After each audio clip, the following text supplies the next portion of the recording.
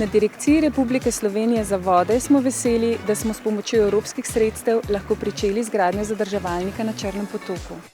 Glede na ta zadrževalnik in tudi poplavne študije in prostorski načrt je ta zadrževalnik velikega pomena, kajti brez tega zadrževalnika ne moremo zgraditi načrtovanega gasilnega doma in tudi mnogo drugih objektov, kot so šole, vrtci, kajti vemo, da tam ne sme presegati teh 500-letnih vod.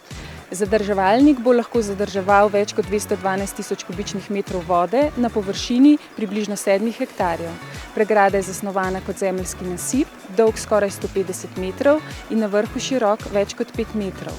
Za varno delovanje tudi ob večjih pretokih bo poskrbel visokovodni preliv, ki bo preprečeval morebitno poškodbo nasipa.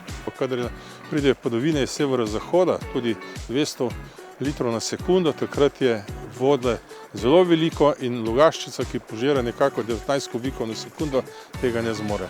S tem zadrževalnikom bomo zavarovali premoženje naših ljudi in tudi njihovo življenje. S tem zadrževalnikom ne bomo naredili nobene škode, ampak bomo samo poboljšali kvaliteto življenja našim občanom.